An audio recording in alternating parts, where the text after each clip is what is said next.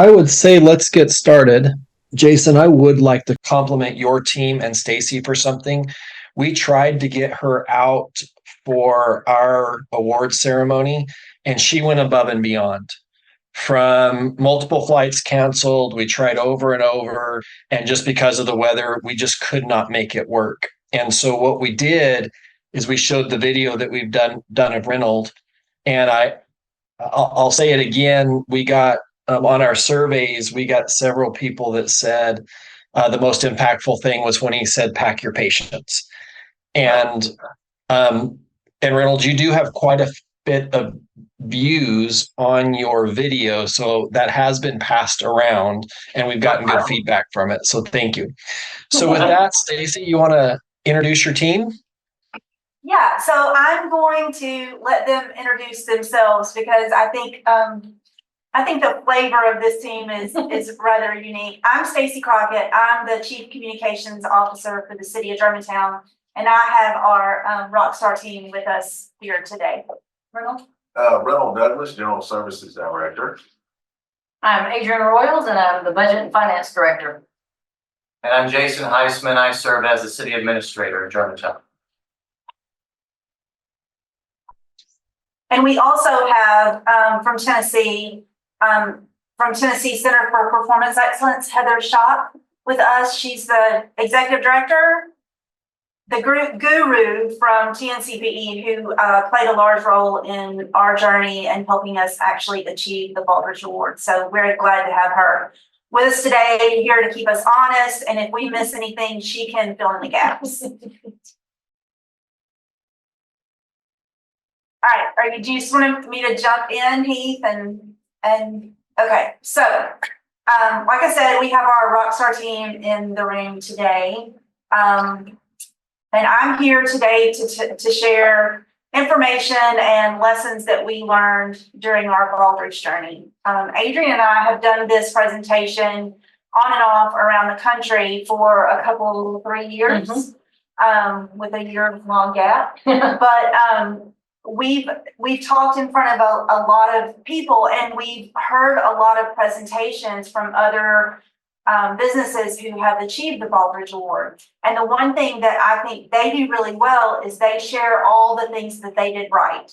And that's really important. It's important to learn from others people's successes. But what we're going to do today is we're going to show you where we maybe made some mistakes along the way, because Baldrige in itself is all about learning from mistakes and learning from things that you do and finding the right way through data.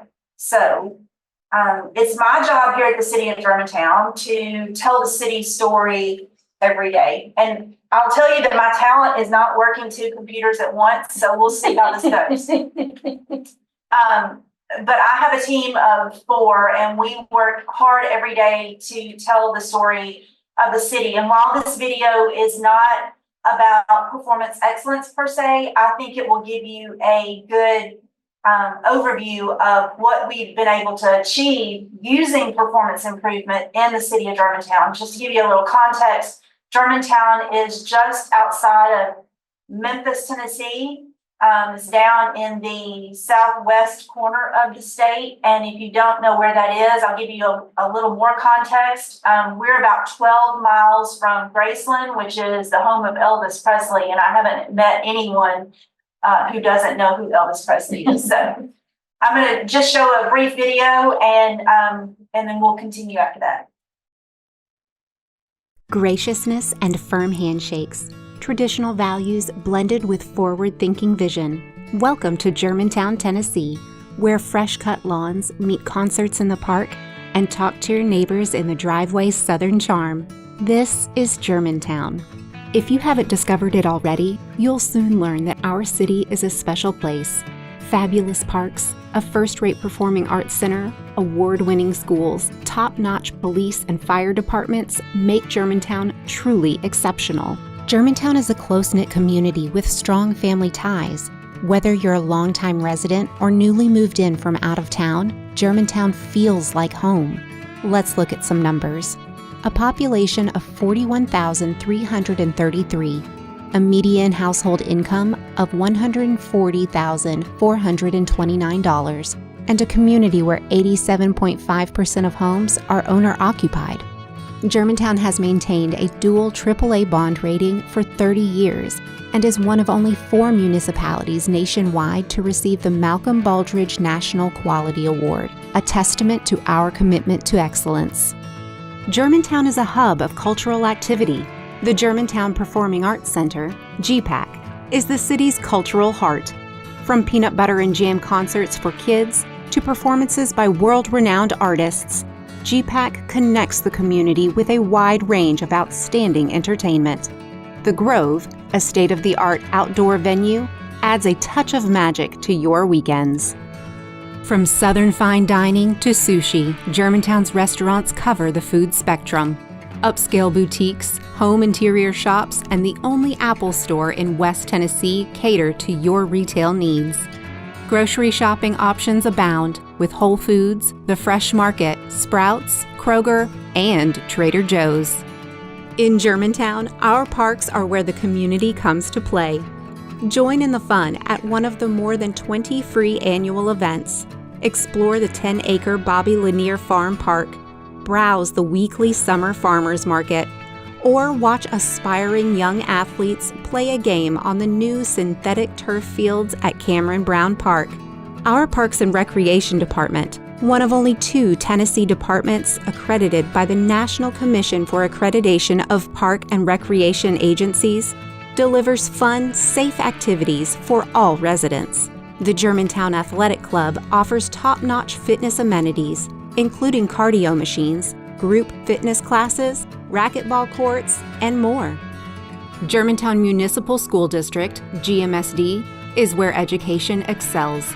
With 7 schools, a student-to-teacher ratio of 14:1, and numerous service and specialty clubs, GMSD consistently ranks among the best school districts in Tennessee. It's a place where diversity is celebrated, ensuring every child feels at home. The Germantown Community Library is not just a place for books. It's a hub for community engagement. From storytime sessions to lifelong learning programs for adults, the library enriches lives through education, entertainment, and information. Germantown is a community focused on continuous improvement and customer needs. Our residents actively shape our future by guiding strategies included in the Germantown Forward 2035 strategic plan. Engaged citizens, thriving businesses, and a culture of excellence among city employees set Germantown apart. And above all, in Germantown, safety is paramount. Our first responders, the backbone of our community, strive to ensure a secure environment. With an average emergency response time of less than 3 minutes for police and just over 5 minutes for the fire department, Germantown is consistently ranked as one of the safest cities in Tennessee, with a sudden cardiac arrest survival rate 4 times higher than the national average. In Germantown, excellence is not just a goal, it's a way of life. We invite you to be an active part of our vibrant community, where every day is an opportunity to connect, thrive, and experience the best of Southern living. Welcome to Germantown.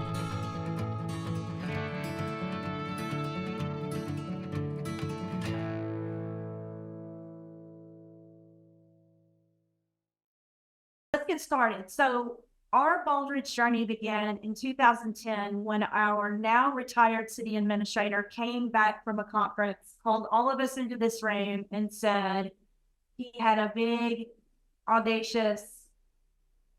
hairy, audacious goal. That doesn't make sense to me. Anyway, so we had a abrupt introduction to the Baldrige criteria. And he announced that day, almost 14 years ago now, that we were going to win that award. And we talked all about the Baldrige Award for probably a year without really talking about what it was focused on.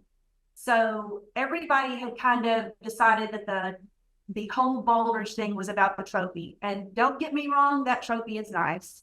And we are really proud to have it. But we learned after about a year that Baldrige was not the word that we needed to be using. We needed to be using language that was about performance improvement and proving your worth and making a difference for our community. Our staff had missed the point. So when we began to see a shift in our staff was when we were able to show that all the things that we were doing were making their jobs easier. We're making them more successful. And most of all, we're giving them leverage when they had budget requests. Because if you can show that you're doing a good job and you can show that something you're asking for is going to improve that, then it gives you more of a leg to stand on when it comes to money. And if you know anything about municipal governments, it's that Adrian holds the reins with the money. That there is the pie is this big and it doesn't get any bigger, and you have to split it between everyone. Once our measures begin to tell the story about the work they were doing and driving change and helping Germantown City grow and improve, we got even more traction with our staff. And we all have naysayers, right? So we still have some of those in our ranks, but we also have gotten rid, or let me rephrase that. We have lost some team members along the way. And I think that's an important part of our Baldrige journey. If you decide that you're going to do this, everyone has to be invested, because it is not easy work. It is not the easy way out. It is not the way you've always done things.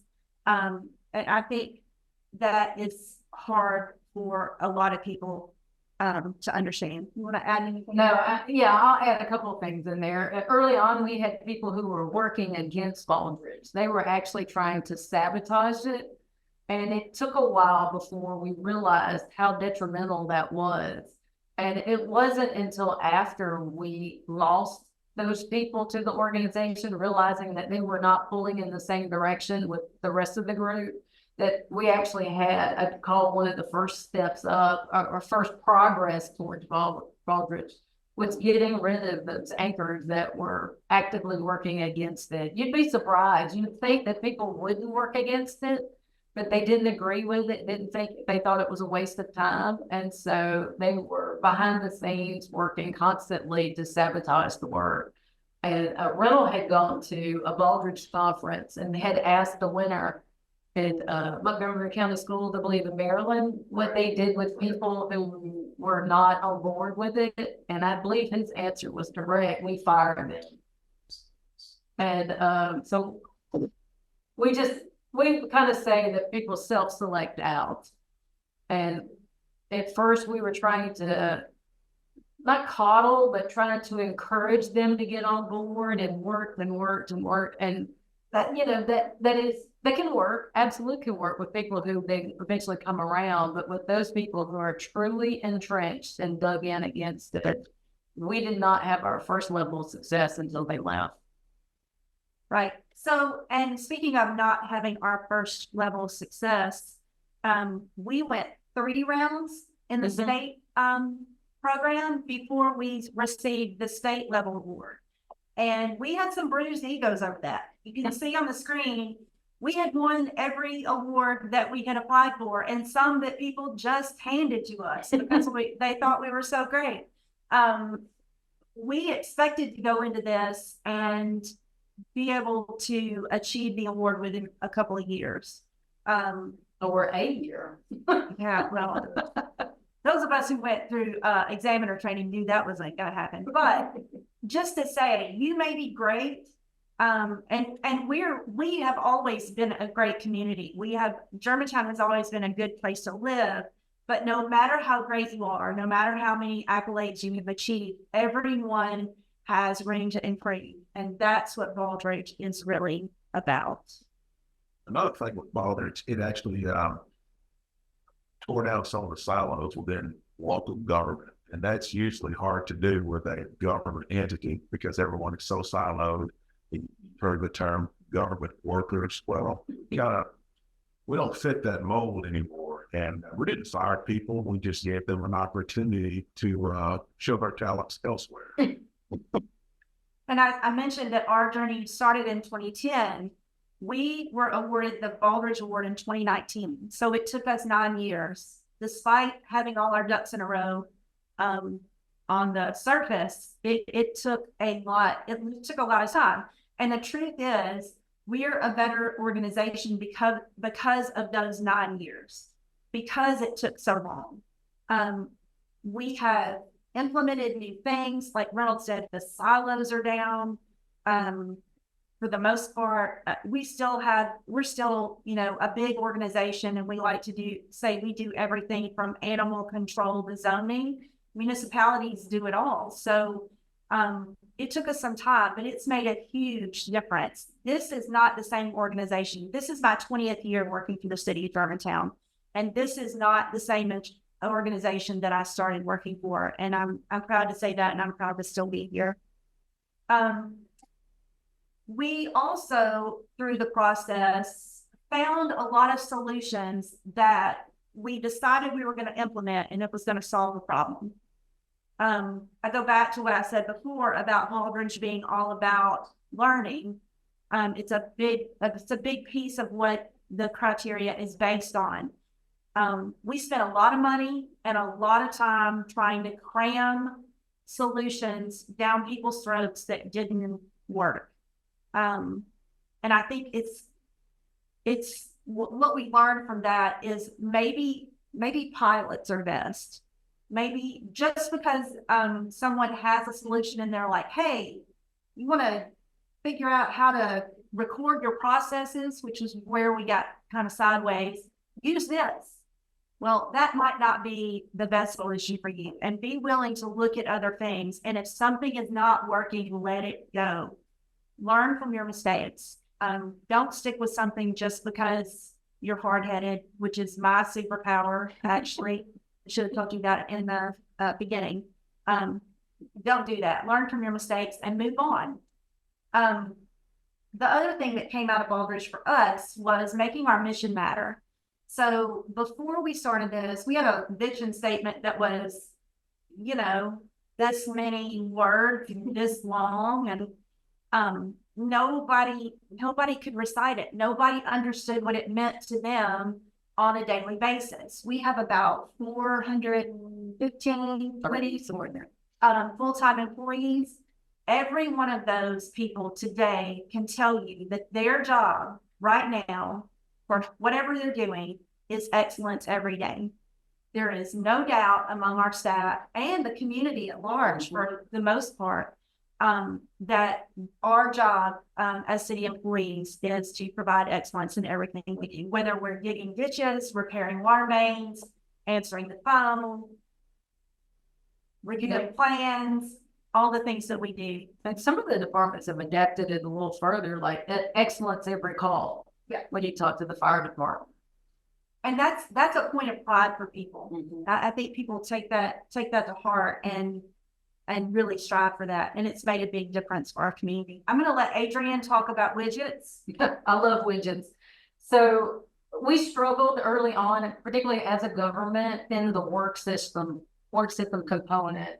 And I cannot tell you how many times I heard early on from other employees, Adrienne, we're not private sector. Baldrige doesn't work for us. We're government. And so we don't have a bottom line. We don't make a profit. We don't have customers. And I don't produce widgets. And so this works for factories. This works for private sector.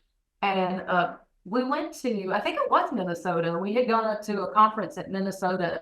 And this book was a footnote to, I think Olathe, Kansas was giving a presentation, and they had this in a footnote section at the bottom of one of their slides. And for whatever reason, I took a picture of it. bought the book and read it on that airplane going to Maine on vacation. And as I read it, I was like, oh my gosh, this is the holy grail for us. And I came back, and so the concept is governments don't think they make widgets, they don't think they have customers, and they don't think they make a profit.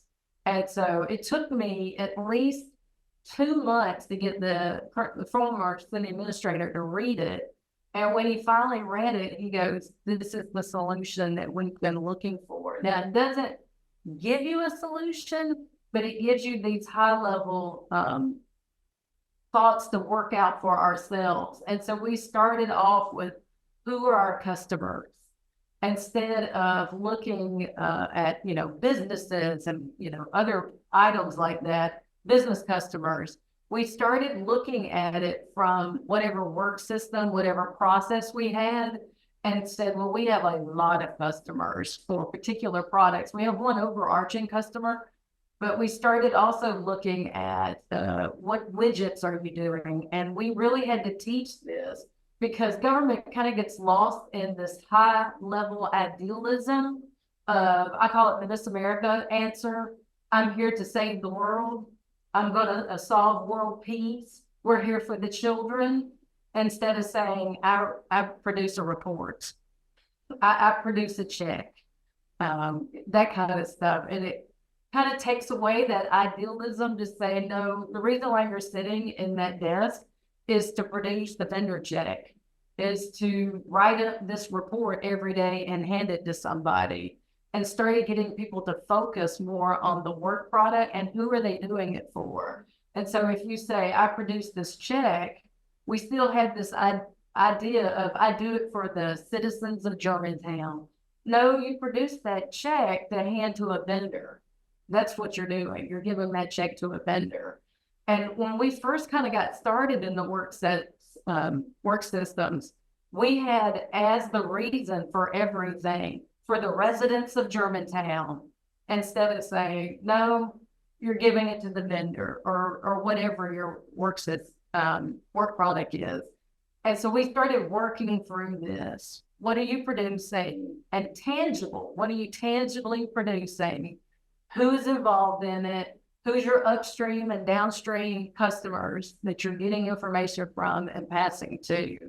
And what is your profit on this? And, as the finance director, people do not want to hear government say they make a profit, but if we're not in the black, then you have a huge problem. But profit could come down to a life saved also. So we had to figure that out. Once we read this book and really started implementing, I would say that was our second tier of where we really took off, and it really started coming together for us. Understanding what we do, why we do it, who we do it for, and how do we do it. And that really buttoned up Section 6, the work systems for us. And that's where we get to gaining steam. So there were a few things along our journey that really created that forward momentum that we needed that led to the award. When we started trying to address the questions in the TNCPE applications, we realized that in many instances, we did not have consistent processes across those departments, animal control, the zoning, and we were writing at the application based on information we pulled together from department levels that were doing a good job. So the Germantown Athletic Club had a process for gathering information on dissatisfaction. So check, we had that. Another specific department had a way that they encouraged innovation. And we talked about how another department effectively engaged employees and so on and so forth. What we struggled to find was overarching processes, and that came a little later. We also struggled to find measures that matter. So we had a lot of data that we were collecting. Adrian likes to say, I've heard her say this a million times. One of our data points was flower, like flowers, flower flats lost, as in flats of flowers that we had that we were using for landscaping that were lost. We don't know that they died or somebody took them. Anyway, Also, nobody cares. That is not important. That's not a measure that matters. But how many lives you saved for people when the fire department arrived that were in full cardiac arrest, that matters. And so it took a big shift in our thinking overall to get to a point where we were finding measures that mattered. And I will tell you, this is a really good example of something that you can learn from our mistakes. And this is something that Heather can vouch for the fact that this was very painful for us to do. When we submitted our first application to TNCP in 2013, we had all those key products that you see on the screen. Because all of those things, all of the things we did were important, and we didn't want to hurt anybody's feelings. And, you know, we wanted everybody to feel like the widgets that they were producing, the things that they were doing were important.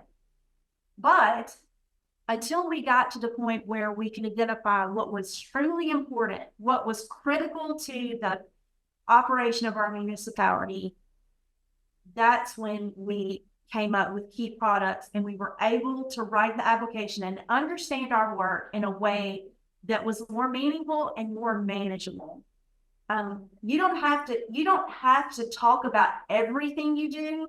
You just have to talk about the things that you do well, and the things that you do well across the organization, not what they do at the athletic club or at the animal shelter.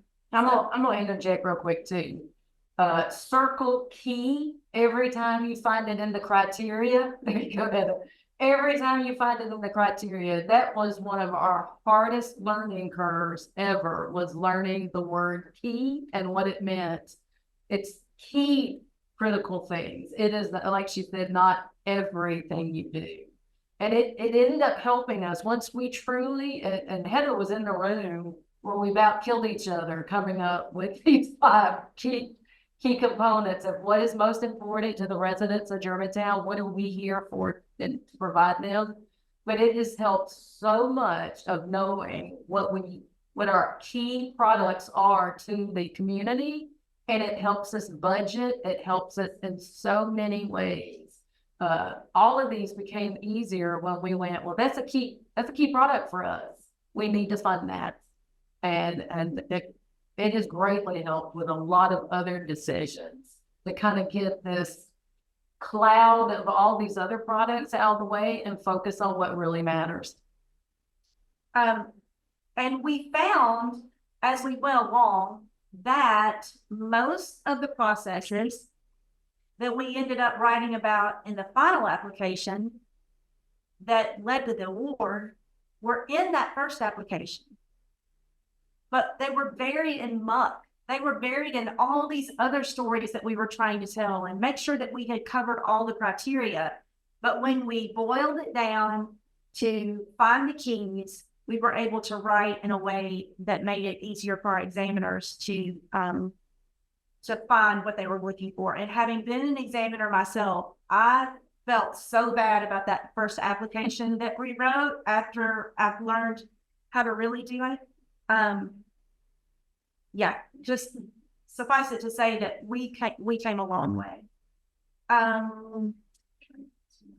Okay, so the next big thing, and I credit this with our Baldrige.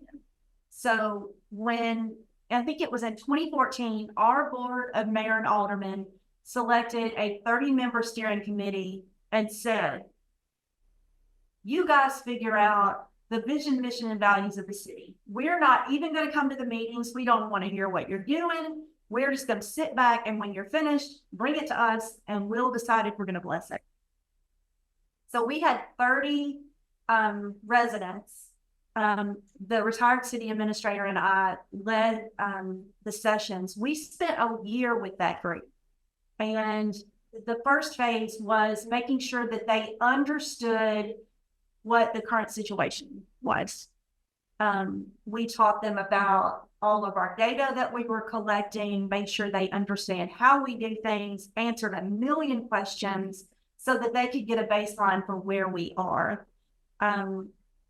We then moved into writing the vision statement.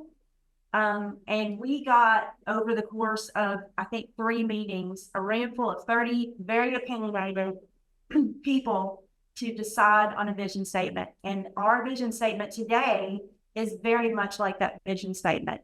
But what happened is we had asked all these questions and talked to all these residents.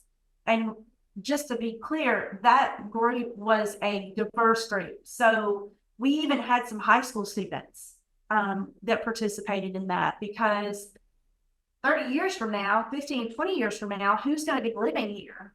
You know, not the 65-year-olds that have lived here most of their lives, but these young kids.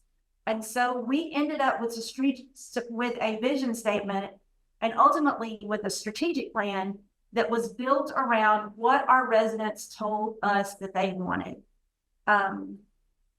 It was painful sometimes, but it also gave us sort of an anchor for everything else that we do. I'm gonna scroll through these slides a little bit.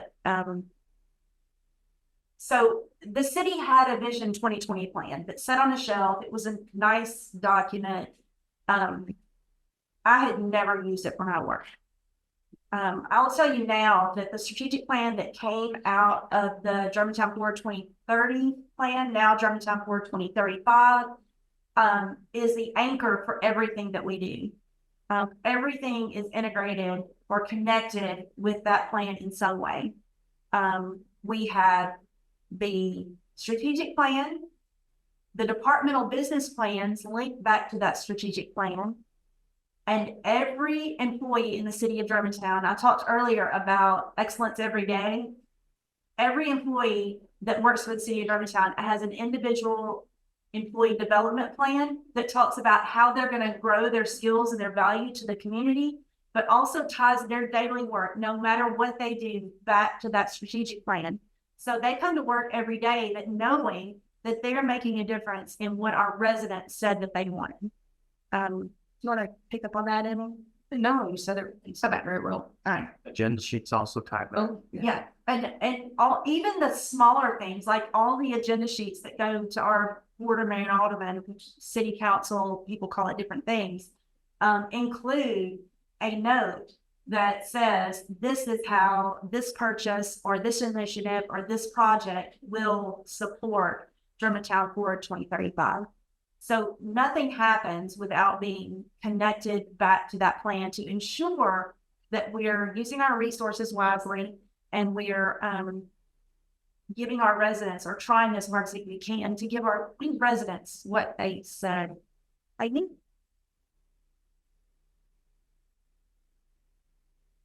And I'm kind of breezing through this because I want y'all to have a lot of time to ask questions. If there are any questions,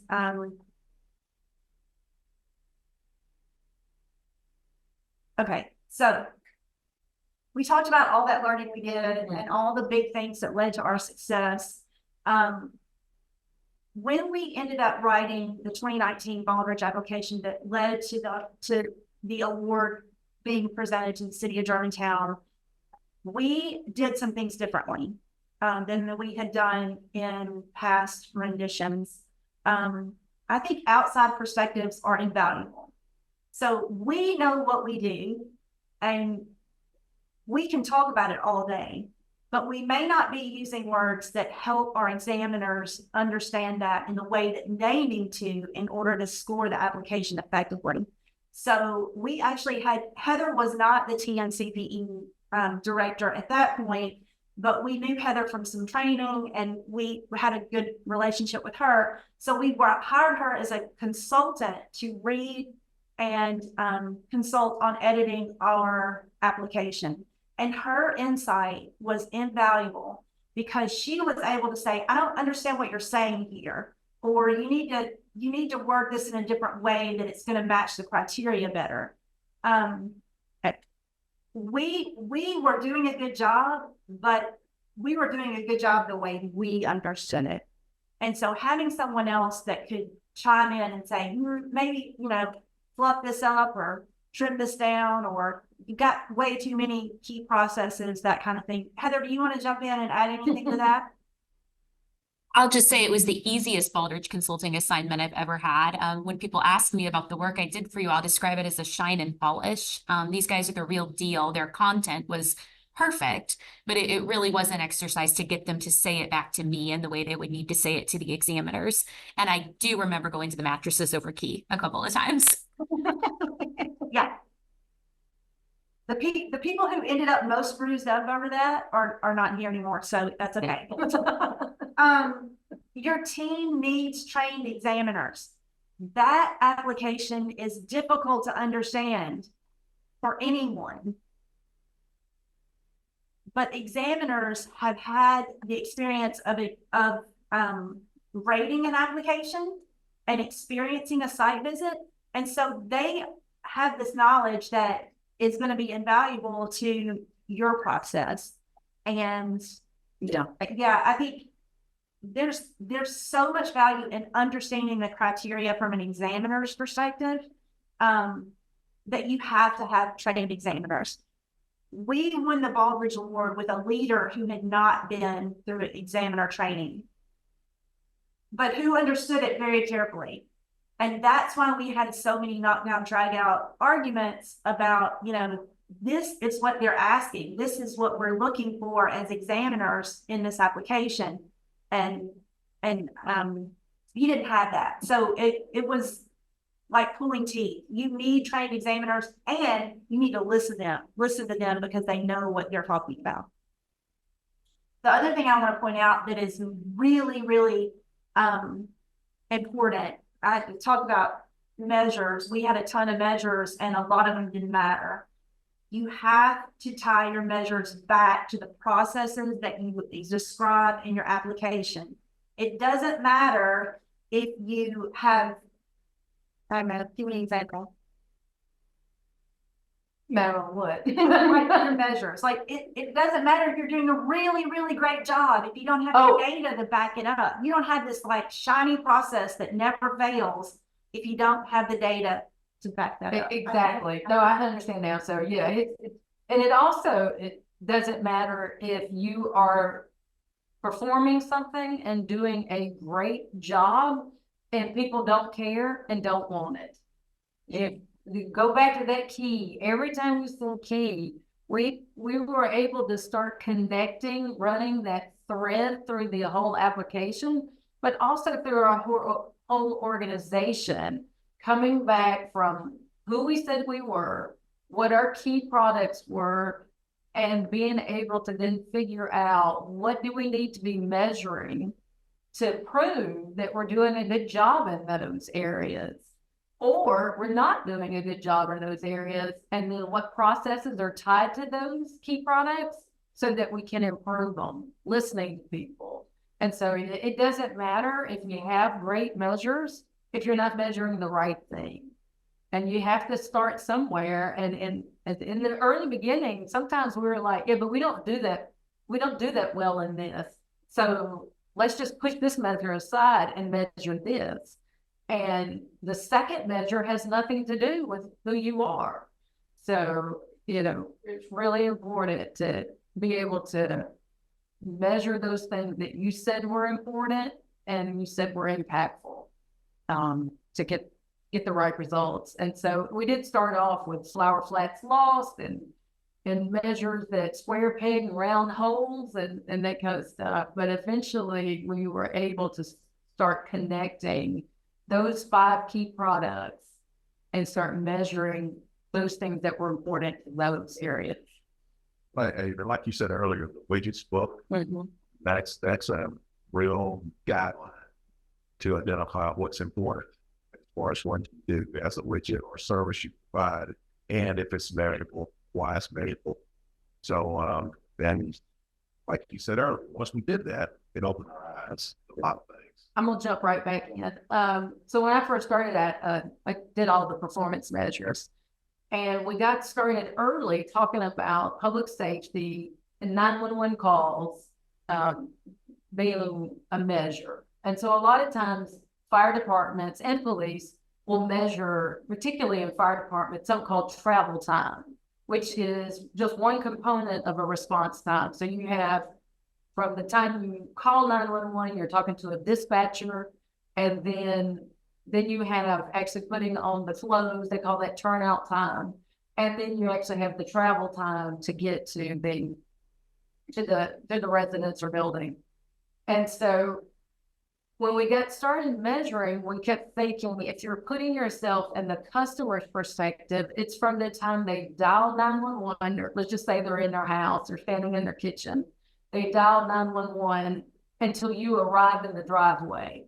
And we got a lot of pushback saying they had no control over how long it took to dispatch, because the police department was in charge of that. And they're the fire department, so they're not going to measure that.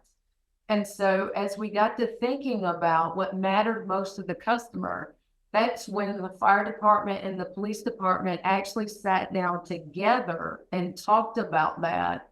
And so instead of it just being about what they could control, they started looking holistically at the process from the customer's perspective. And so the two chiefs at the time, fire, police chief, they sat down and they wrote a script for the 911. You don't want me on the 911 call? I'm gonna ask you how your mom's doing. I'm gonna ask what you have on and all that kind of stuff. But they wrote a very standardized script to walk through that. And to walk through that and get a standardized process that both departments were happy with. And so these are eye-opening things when you think about when we got started. It was more about what can we measure, what we have control over, and what looks good. And it became about what do the customers want, what do they expect, what are their expectations in that process, what are they looking at holistically? And so we went from just travel time to minute you call 911 to the minute they get on the scene. And then following it up with a customer service survey and asking, how did we do when we got on the scene? So to get that feedback loop, how did that call go? And our assistant fire chief would then call those that we got a bad score on. He would call and ask, what did we do wrong? What can we do better? And so that's a long way from just saying, what do we have access to measure and what looks good for us? So Yeah, and Adrian, to your point, a lot of that data that we had to augment, we use tools from our Lean Six Sigma training so that we could drill down and where there was gaps or failures, we were able to close those gaps and make it better and make the data read like it need to support the measures. right. I'll add one more thing. Those feedback reports that you get after you submit an application, those are important. Use those. Don't stick those in the drawer and ignore them. They are the key to growth. You just had, 5 or 6 really well-trained examiners come and look at your site and look at your application, and you should take their advice.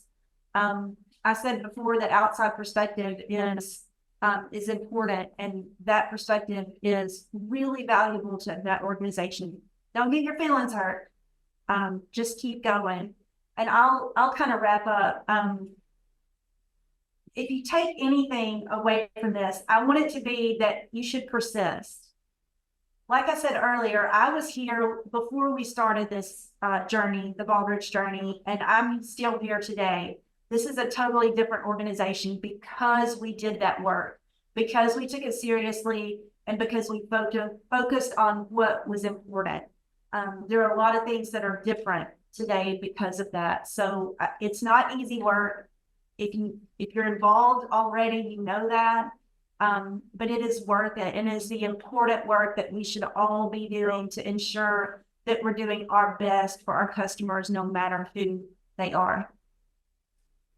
Okay, so as you've learned, we like to talk. I'm gonna put my contact information up here, maybe. I know where all these people are, so if you have questions for somebody else on the panel, you can email me, and I'm glad to track them down, forward emails to them, and get you connected with the right person.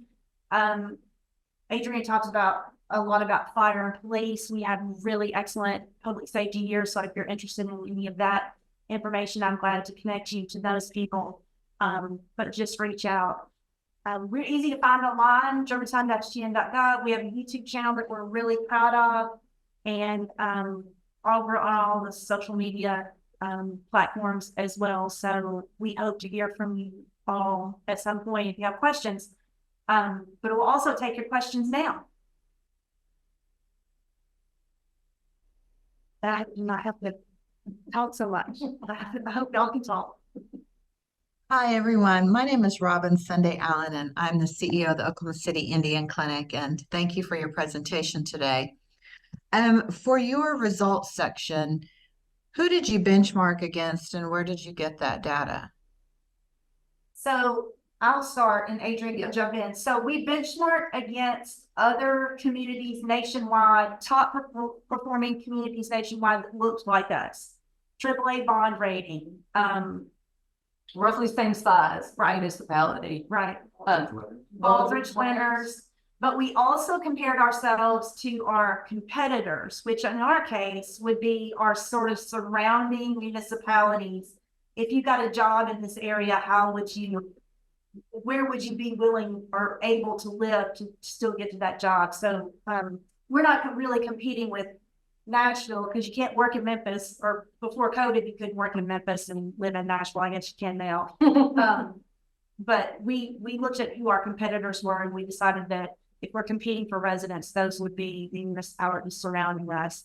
But we worked hard to find people who were high achievers throughout the country that were about the same size. It looked a lot like Germantown. And were those people readily, I mean, they were, I guess, Well, forthcoming with their data? Well, the good thing about municipalities is we are more than willing to share our information with other municipalities. In the private sector, I think that may be a little more difficult sometimes. But even though a lot of people were willing to share, what we also found is a lot of municipalities are not measuring anything, or they're not measuring things the way we are. And so that was a difficulty that we encountered early on, and that persisted through our journey. We still have a hard time finding municipalities outside of the Baldrige. We collaborated with Fort Collins. We worked with them a lot, and a lot of our measures are the same now. We have some that are unique to us, and of course they do for them, but we know what the other is measuring. And so we kind of know if we measure that, we have a benchmark or have a comparison. So there's some of that goes on as well. But valid concern though, it's difficult. What we found out early on is that a lot of municipalities do what are called input measures. And we were looking for more outcome results type measures. And so it was difficult, particularly in the beginning. That's a good question. So if this is a medical clinic, sometimes the software is standardized in the medical industry, and maybe you could get comparative data through outputs that they have to report out, regardless of their secret data that they keep behind the scenes. I know that some of the nursing home facilities and hospitals and stuff, there's data they have to share.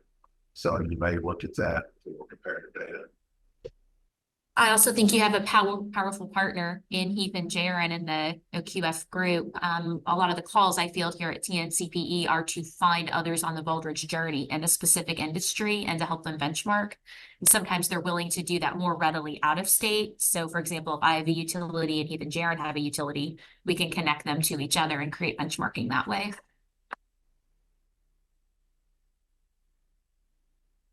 Thank you.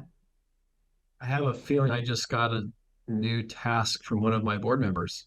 Make a note.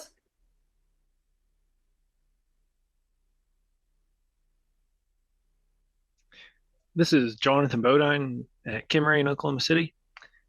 So my question is, once you got to that national level winter year, like 2019, what did your Baldrige team look like? Like, how many application writers did you have? How many examiners did you have at that point? Kind of what was the makeup of the team? So when we started, we had probably 12 people writing. That was in 2013. We had probably 12 people writing. When it came down to it, in 2019, we had people gave input, but there were 2 writers. And then we had Heather editing and fixing for us. But we came down to, it has to be written in the same voice throughout. And I think it's easier if you have just a small number of people writing, because they need to understand across all of the categories. You can't write about something that's totally disconnected in category 5 from what you wrote in the preface, and it just makes it a lot easier if it's a smaller group. In my opinion, that's what worked for us. Well, I'm gonna jump in. I think that was one of our huge learning curves too. In the very beginning, we had a writing team for all the categories. And then on that, there was at least 6, 7 people. And then they passed out assignments to people to write paragraphs. And so when it was probably maybe that first year, there was 35 different voices not talking to each other. And so I think where we finally had our huge aha moment too was, well, let me back up. That person that's writing on one of those teams was writing from their departmental perspective and not from a city perspective.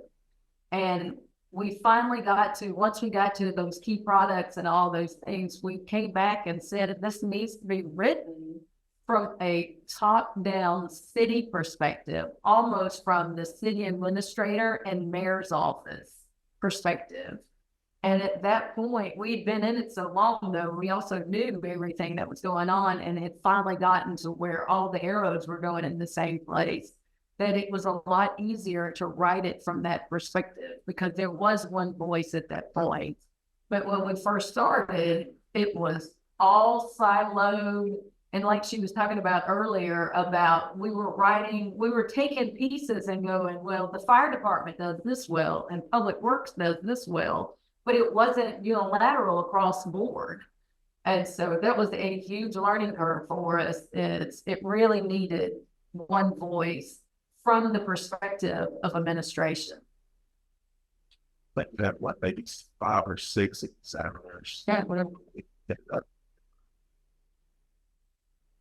So this is Heath. I'd like to ask a follow-up question to Jonathan's, because I think it's one of the most common questions I get asked as the executive director.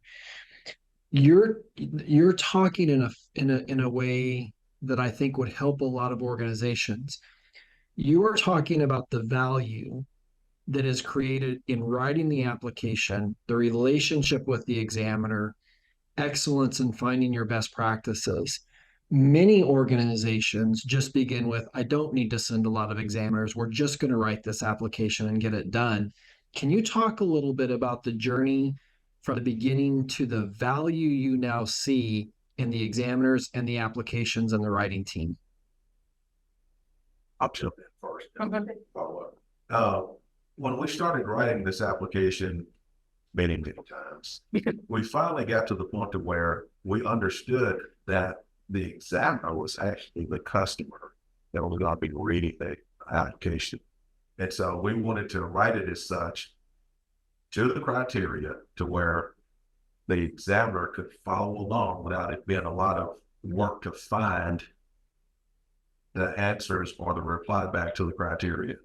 And so that took a couple of years, I think, for us to figure that out. Yeah. But once we understood that, the examiner is actually a customer to read that application, that helped us with our writing style also. Yeah, I mean, we kept saying they shouldn't have to hunt, pick, interpret what we're writing. We should spell it out. Our customers are. And so we changed our writing style for it to be easy for the examiners to read our application and understand what we're trying to say. And in addition, that application is long and it's complicated and it uses words that you don't use every day in your work. I mean, it's full of terms that are different in our everyday lives or in our professional lives than they are when it pertains to the application. So TNCPE does a really good job. We were talking to Heather about this before the meeting started. It's just good training. Like whether you learn to review an application, it's really good training anyway. But you can't pick up, I don't think that anybody can pick up that application and read it and understand it in a way where you can write an effective response. First time out the gate. Well, even, I don't know, I don't think anybody that I would be interested to know has anybody ever won the national award that didn't have examiners that were participating in the writing of their application. It's hard to take what you do on an everyday basis and fit it in and tell the story in a way that fits the criteria. I talked about earlier, you know, we were doing a good job at a lot of things, but communicating that and making that fit within the criteria was really difficult. I think the examiner training leads to an understanding, and not just the training, but the exercise of going and examining another entity is what really was the key for me. I sat during the training, I thought I understood it, but when you're at another business and you're having to give your time and attention to listening to them to make sure you understand so that they get a fair shot, that's where a lot of the learning takes place as well. And I'm gonna add another item. The criteria is complicated and it's intertwined, and it took us a while to understand that too. So what you say in the profile has to match other areas, and so there are connection points between the leadership section and the work systems all the way through to the results section. And if you don't have examiners, I think you're going to miss those connections. And that's probably some of our issues in the very beginning. We said one thing in the profile, we said something else in the leadership and strategy section. We said a totally different customers in the customer section. And so unless you have examiners, you can't understand that connection and how that thread goes through all of the 7 sections. And how every word matters. Every word matters. 50 pages seems like a lot, not to answer all those questions. So did we talk all around your question, or did we give you a good answer? No, you gave a good answer. The only link I might ask is, then did you see the work you put into the application translate into excellence for your organization? Oh, absolutely. It was a different way of thinking for us. Everything we do now is based on customers. And like Adrian said earlier, we had no idea we were making up customers that we never met. Potential businesses were our customers. Not really. Not when it comes down to it. Not when it comes down to key. So everything we do here has changed based on the criteria. And especially if I had to say the one most important thing, the most influential thing that changed was our focus on customers. Mm-hmm. And that's not, I guess, an extension of your question and what Stacy and our comments are saying. It's not, the application, you start off by saying the B word was a bad word. I don't really hear that much. Not anymore. Yeah. I don't hear that much because we're very intentional in a lot of ways. We have a handful of people that participate in the examiner training every year, and that's continuing to grow. I don't know what the numbers are at, but we certainly, the application focused on those 5 areas, but it expands to not only external customers, which is focused on, but internal customers. We implement processes and systems right now that serve internal customers. Reynolds department exists to serve our internal customer in this organization. And every job that they do, you receive a feedback questionnaire. How did we do? We've implemented new events, initiatives, programs based off of our internal customer feedback. We have a program called Team Elevate, which exists out of customer feedback. When we meet with new personnel within 6 months, their feedback said, we would really like to be able to do these things, or I wish we would have done things over that 6 months. We have a group of internal people that put on events and programs, and we don't just have an employee picnic. We say team member picnic. After we have that event, you're going to get a email that says, how can we improve that event? I mean, little things that we do, and I could keep going down the list, that really have changed our approach to how we do everything in the organization, whether it is in those 5 areas or in every area from A to Z, and even more, for us, because we work together every day, just how we do things internally and how we serve each other. Definitely. Yeah, thank you very much.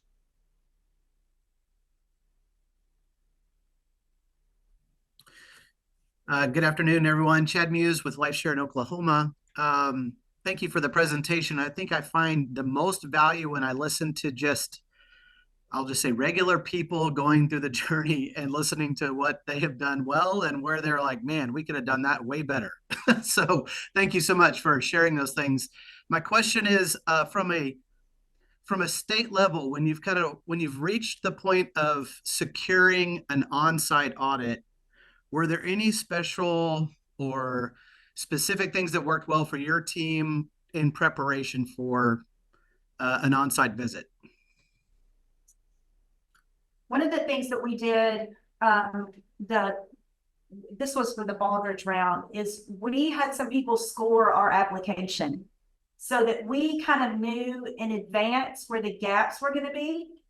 We had some internal people score our application, so we knew sort of in advance where we were going to need to have knowledge to fill in those gaps during the visit.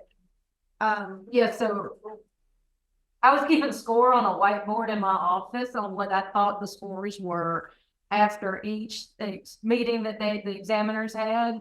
And I would poll people, and I'd have other people poll people who were in the meeting, in the meeting that they were having. And I was like, what kind of questions were they asking? Did you think they were getting it? What kind of, how did you think that went? And I was in on a lot of them, and y'all were in on a lot of them. And so we were keeping a running score of how we would score the application based on the answers we were hearing that they were given to the examiners. And we ended up figuring out that there was a gap. And so we asked to go back and redo one of the sections because we didn't think the examiners had gotten what they needed. We knew we had the answer. We knew we had an approach, the whole thing for it, but we didn't think they understood how important it was or would it communicate it. And so we went back and said, can we meet again about that? And they did say to us afterwards, this was invaluable. We didn't understand what you were saying. And so we were able to rescore in a section. We also put boxes together with all of the material they were going to need and cross-referenced it so that they had everything they needed. So we didn't have to hunt for it. So we tried to figure out what they were going to need in order to prove and verify what we said. And so we gave them huge boxes full of the information. Like we said, it was already cross-referenced and labeled, so it was easy for them to find the material. So they didn't have to hunt and then give up saying, well, they don't have it. And we also were careful that last time not to give them things that were distracting. Like, we don't really have something to answer that question, so we're going to give them this instead. We just sort of admitted, like, we don't have that, or, for us that is this, and we explained. We didn't just throw everything at them. We tried to make it easier for them to do their jobs. Having done that ourselves. Sure. I want to add to this too, because it ties back to a previous question, the importance of having a good number of people who know what they're talking about when it comes to Baldrige. The process, when I think back to this now in like 19, which is 5 years ago, I joined the organization in 17. Literally within a week, we were doing level 4 TMCP application and I'm in here and I'm just, my head spinning. 2 years later, Baldrige is in here. I remember coming, us getting ready, all the boxes, everything that we were pulling together to make it as convenient as possible. And each day you are thinking about, all the whatabouts. What about this? What if they do this? You name it. And the examiners will come in and they'll have a plan. Sometimes there's overlapping topics. There's many things going on at once. And if you have 1 or 2 people that have all the answers, they can't be in 2 places at once or 3 places at once.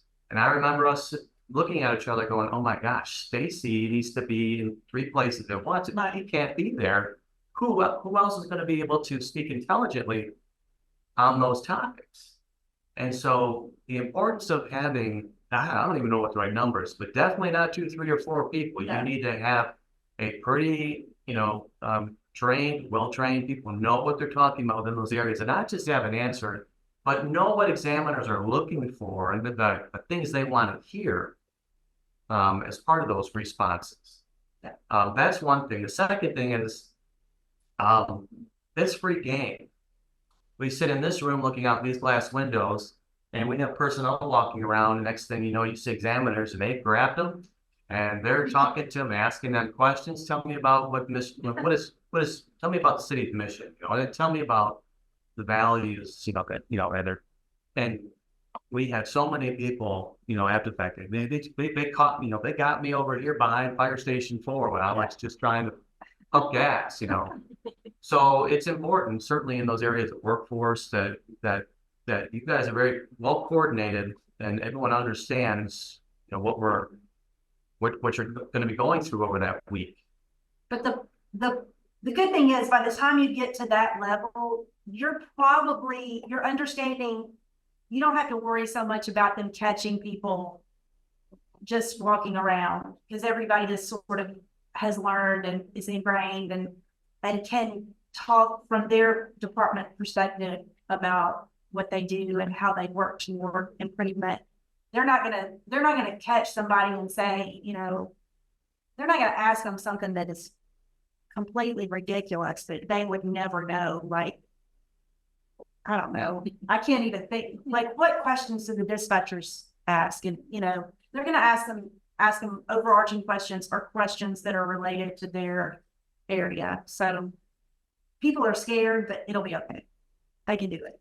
I'll give you one very quick example. 2017, I joined, 2019, Baldrige. In between that period of time, thinking about the questions that the greater organization may be asked, because typically most of it involves your leadership team for the most part, but everybody's free game. But at the time, joining 2017, our core value was an acronym called SPIRIT. And we went through an exercise, and we brought in this room in shifts of about 15 to 20 people, almost every team member in the organization, and we gave them a sheet of paper, and we just put SPIRIT. And we said, do not look at anyone else's paper. I just want you to write down, what does it stand for? So we had a couple hundred of those, and 5%, less than 5% could fill it out completely. And we knew right then and there, we really needed to, if you're going to be asked, what is our core values, and you don't know what it is, we've got some work to do in this area. We need a lot of improvement. So we went through a very extensive process of redefining our values, which ones are our core values as an organization, really driving that home over that year and a half in between before Baldrige, so that people really understood what our mission was of excellence every day and why it's supported by our core values as an organization. So that's an example of the prep that was done leading up to that visit. Excellent. Thank you guys so much. I'm sorry. I thought that was the end. So I was just saying, thank you so much for the feedback, but continue if you have more. No, I'm just saying, obviously, we don't do spirit anymore. We replace that. And what you can't see in this room is that the core values are on the 3 walls. Excellence every day is over the windows, which you probably can't see either. And then each of the core values is on the other walls, and everybody in the organization pretty much can tell you what those are because they're simple.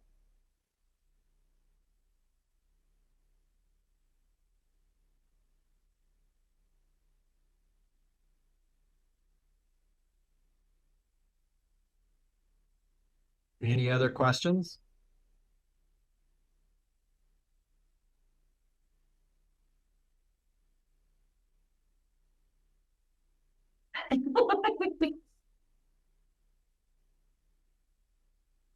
I'm impressed. We went all like an hour and 15 minutes. That's pretty good. And those were good questions. Sometimes we get not great questions or no questions at all. So good job, guys.